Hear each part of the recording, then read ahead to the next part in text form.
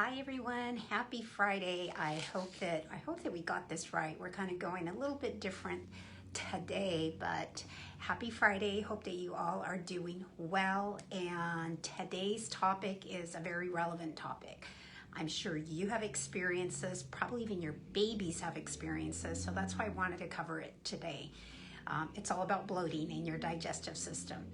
If you have been experiencing bloating, I was going to say gloating, but bloating, there's a reason behind that. And let's find out why, because this is very, very common. And not only with people that, you think it's only the people that have the standard American diet. They go to Wendy's, they go have pizza, they have pasta or something like that, and they feel bloated. But it's just not them. It's even people that are super healthy, they eat clean, maybe they're doing paleo, keto, maybe they're vegans, and they're still having a lot of digestive issues. So let's go ahead and get into that. So thanks again for joining me. For those of you who don't know me, I'm Dr. Linda Marquez Goodine. I'm a functional medicine practitioner, also a chiropractic doctor. So let's get into this. I wanted to make sure that I would cover. I got a lot of questions on this because I get tons of questions and emails about, what should I do? I have this issue. So, just kind of just a general overview.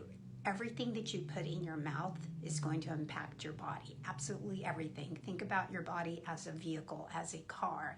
And depending on the gas you put in, that's how your car is going to run. So what I'm going to recommend is, hey, let's look at the food that you're eating. So that's the number one thing, is you need to look at what are you putting into your body. That's number one. If you're following that standard American diet, like I mentioned, you're the person that goes out to eat 3 or 4 times a week, you're having pasta, you're going to Burger King, you're having burgers and all that, and you feel like you get bloated after that, simple changes and in your diet really can eradicate that issue. How is that? Well, if you're eating pasta and you have starches and fat, it's going to be really hard on your digestive system. So that's just really, really simple. You eat vegetables and clean animal proteins. That's pretty simple. You don't want to have carbs first thing in the morning. I always recommend proteins first thing in the morning, or some healthy fats first thing in the morning. So that's number one. Number two is, if you are a person that is, let's say that you're eating healthy, or what you think is healthy. If you are, then let's look at one, if you're getting bloating and distension, and I've seen this, and I personally have experience, and I've even had pictures of patients, they send it to me, and they're like, I just ate this, why am I feeling like this? I'm going through this cleanse, I'm eating vegetables, and I had some like broccoli, or I had kale, or I had spinach, and they're having bloating issues. So usually when you have a lot of issues like that after you've eaten like lots of vegetables, like let's say a salad, that's usually because you have some pancreatic issue deficiency. Okay, so that's the pancreas not making enough enzymes so that you can digest. What if you're like me, I love steak, and that's all you had is steak, and you're feeling really bloated. That's a sign that you are having problems with protein. So protein, you need hydrochloric acid. So that's number two. And what about the person that has like a fatty meal? Let's just say they have like something that was fried, and it really bothers them. They start feeling bloated as well. And that person is usually, they have trouble digesting fats, so we have to look at the gallbladder. So those are the real basic 3. So if you're having trouble digesting, it's going to usually be one of those 3. So I always like to encourage patients to have like a food diary, or just note what you're eating. Take a picture, and then you can figure it out. But just be mindful and aware. If you go out to eat and you feel a certain way, it's like, okay, which one of these foods? So so those are it's usually one of those specific foods. Other thing. So let's say you're the person that has problems, like even you don't even want to eat meat. I hear that a lot. It's like, I don't want to eat meat. I'm like, well, why don't you want to eat meat? It's not like it just sort of like, I don't know, it just doesn't resonate with me. It's not that I'm a vegetarian or anything, it's just I don't want to eat meat. That's usually a sign that you're low in hydrochloric acid. You see, your stomach makes hydrochloric acid. And when you make hydrochloric acid, it actually stimulates other systems in the body to do their job. So that's the first thing that we need to look at is, are you making enough hydrochloric acid? Your stomach makes hydrochloric acid. Is it making enough? If it's not making enough, then one, you possibly are going to have issues with digesting protein. Two, you're not making enough hydrochloric acid also impacts your pancreas's ability to make digestive enzymes. So sometimes just by giving hydrochloric acid to a patient, they usually do well just with that and don't even have to add enzymes in there, because your body is now making hydrochloric acid. Now it's talking to the pancreas to release the enzymes to digest the starches. The third job is also that it keeps the stomach sterile as well. It also stimulates the gallbladder to release bile to break down the fat. So you see how important it is to have hydrochloric acid and to have the right amount. So those are some other reasons why you might have some reasons with the bloating. One, if you're eating the wrong food. Two, you could be eating too fast as well. Three is you don't have enough hydrochloric acid, therefore that's impacting your pancreas to make enzymes. It's also, you can't digest your protein, and also it's not stimulating your gallbladder so it can digest fat. So those are some of the things that you need to look at. So what else is another common why you get bloated after eating? If you feel that it's the amount of food that you're eating, or just like things are moving slow, then that's a whole different conversation. We're looking now more at your automatic nervous system. So that really needs a lot of digging into, and you definitely have to contact a practitioner that can just really help you with that. So I see that quite a bit in the practice, but it's way too much to get into for this conversation. So let me give you some examples of what you can do. So one, if it's specific foods, you already know it's either HCl, it's hydrochloric acid, it's enzymes. You might need help with digesting fats, so even like bile salts. Number two, what if you get bloated no matter what you eat? You're like, I eat spinach, I eat clean, I eat fish, I still feel bloated.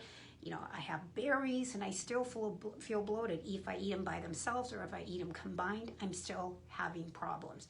So if whatever you eat irritates your stomach, there's a good chance that you could have SIBO. SIBO, small intestinal bacterial overgrowth. Basically, you have your gut diversity.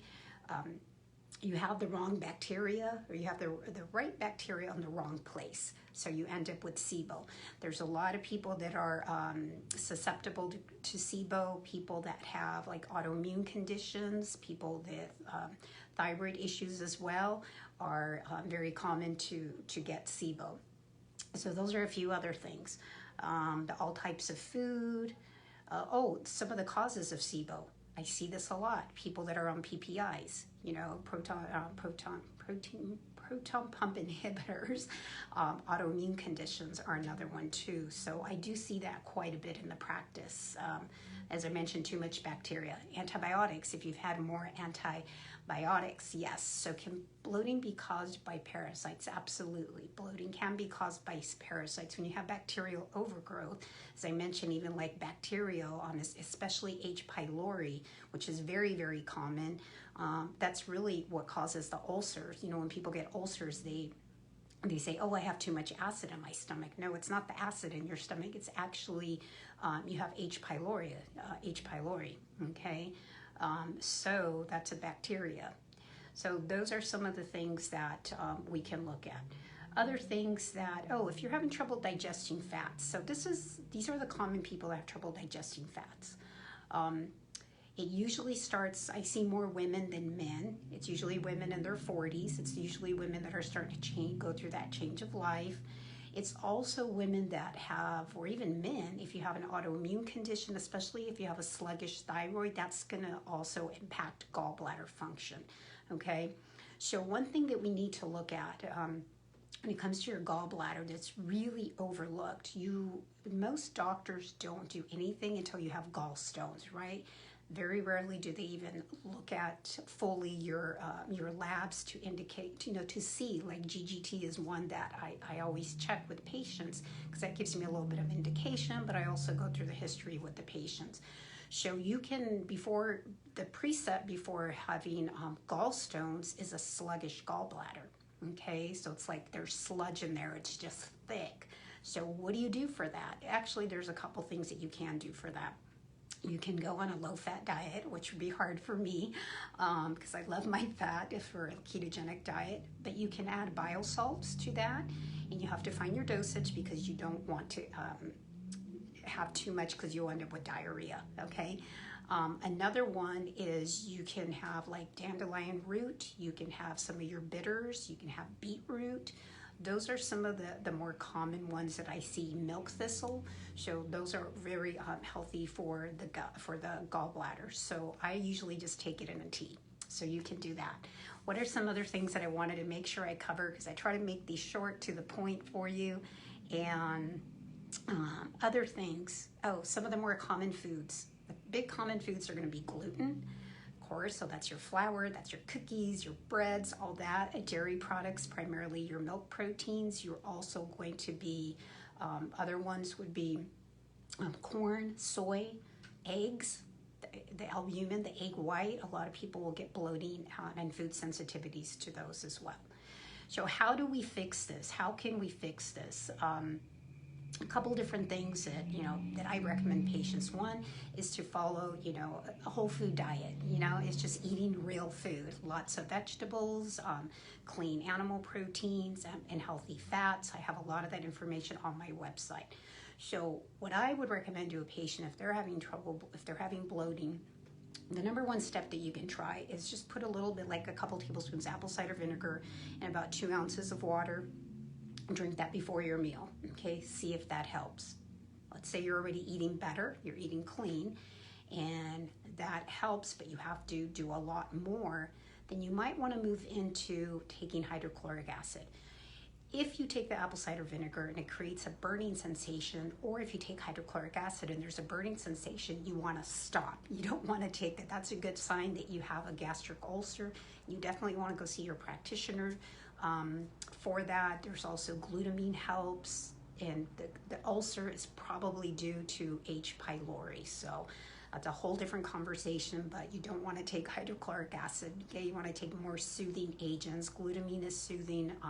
Aloe is very soothing as well. So DGL, diglyceride licorice, is also very soothing. So if you're going to like consume, let's say you don't have that problem, and you'll start with maybe, I usually take like 500 milligrams of hydrochloric acid and see how that helps, because once again, it's going to impact how you digest proteins, how you digest fats, because it stimulates the gallbladder and it also stimulates the pancreas. So you can start with 500 milligrams. That could be like 1 capsule, then you increase to 2 capsules. And if 2 capsules is too much and you're like, ooh, I'm getting a warm burning sensation in my abdominal region, then you want to back down to 1.